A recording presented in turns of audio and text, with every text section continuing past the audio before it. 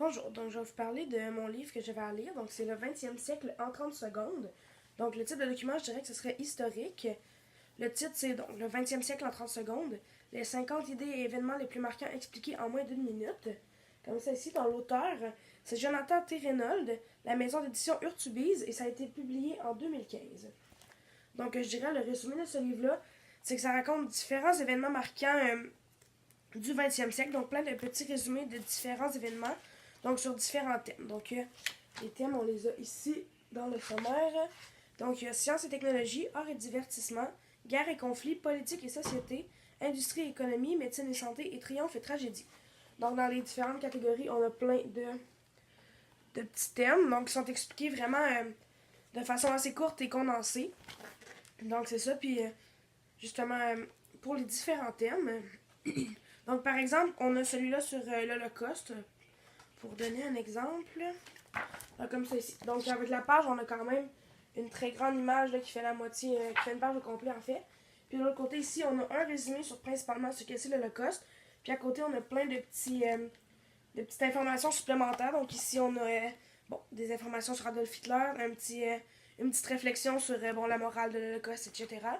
Donc, c'est à peu près ça pour toutes les différents thèmes. Donc, aussi, à travers le livre, il y a plusieurs profils de personnages. Donc, par exemple, on peut avoir Adolf Hitler, il y a Albert Einstein aussi. Je vais vous en parler un peu plus tard.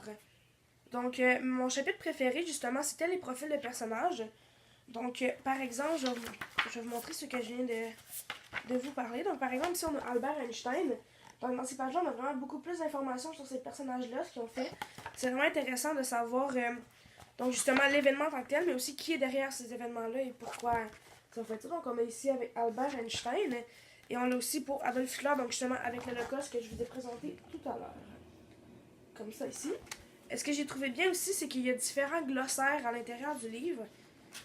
Donc, à chaque fin de section, donc à chaque fin de catégorie, en fait, il y a un glossaire comme ça avec plein de mots qui représentent la section, plein de mots nouveaux qui ont été découverts dans le fond, vu que c'est le 20e siècle, donc plein de mots qui ont été découverts dans le 20e siècle avec la catégorie. Donc, par exemple, ici, on a art et divertissement.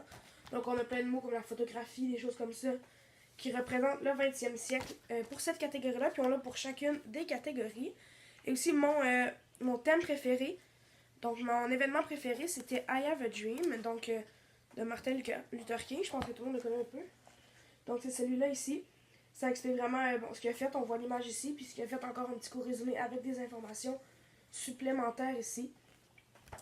Donc, pourquoi j'ai choisi ce livre-là, en fait, c'est que je trouvais que c'était intéressant. Puis il y avait beaucoup de choses à apprendre pour un seul exemplaire. Donc, habituellement, on a un exemplaire soit pour la Première Guerre mondiale, un exemplaire pour autre chose. Mais je trouvais ça le fun que celui-là regroupe différents événements. Puis aussi qu'il y ait plusieurs thèmes qui soient abordés. Donc, par exemple, on n'a pas juste un événement sur les guerres, un livre sur les guerres, un livre sur la culture, un livre sur la musique. C'est vraiment un exemplaire qui regroupe tout ça pour le 20e siècle. Ça, je trouvais ça le fun. Puis je trouvais aussi ça le fun que ce soit plein de petits résumés, donc qui sont pas lourds à lire, mais qui sont justement vraiment bien condensés, puis qu'on a tout ce qui a été marquant et important à savoir sur ces événements-là, sans nécessairement embarquer dans les détails. C'est le fun de voir aussi, parce qu'après ça, si par exemple il y a un thème qu'on a plus aimé, ben on peut continuer notre lecture là-dessus au lieu de lire finalement plein de mots sur quelque chose qu'on a plus ou moins aimé. Donc c'est pour ça que je l'ai choisi. Ensuite, mon appréciation personnelle, j'ai trouvé le livre vraiment le fun à lire. J'ai appris énormément de choses en le lisant justement sur les différents sujets puis le 20e siècle en général. J'ai trouvé aussi les résumés qui étaient le fun parce que c'était vraiment juste ce qui était important justement comme je le disais, pourquoi je l'avais choisi. Puis c'était vraiment justement ce qui fait que vu que c'est juste des résumés des choses importantes, c'est ça qui fait que justement tout est intéressant. Il n'y a pas des détails par exemple qui vont moins nous intéresser. C'est vraiment les grosses lignes. Fait que c'est ça qui fait que c'est beaucoup intéressant. Donc comme ça ici. Aussi j'ai trouvé ça le fun que c'est séparé en petites parties. Donc par exemple, je penserais pas que personne n'aurait lu ce livre-là d'une shot là. Mais ce qui est le fun, c'est qu'on peut lire plusieurs parties. Donc par exemple, je décide de, je sais pas moi, lire 5 chapitres aujourd'hui. 5 petits événements. Mais quand on revient à notre lecture, on n'est pas perdu ou mélangé. Parce que c'est justement 5 différents thèmes. Donc on peut décider aussi si on veut par exemple savoir quelque chose sur l'art et divertissement en particulier. On va là-dedans, puis on n'a pas besoin justement de lire au complet ou de chercher. C'est vraiment très clair comme ouvrage. C'est pas lourd non plus à lire.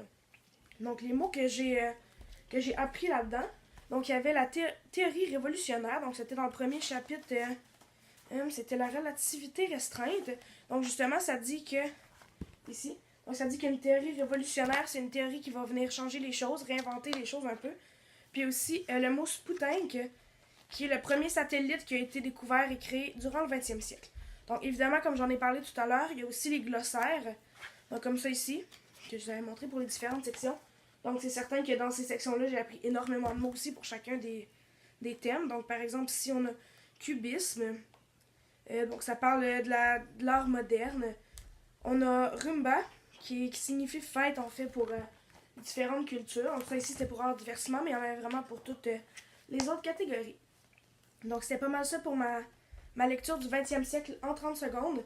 Et je recommanderais vraiment le livre à n'importe qui voudrait s'intéresser au 20e siècle, justement, ou juste en apprendre plus sur l'histoire et les événements marquants de notre monde. Merci.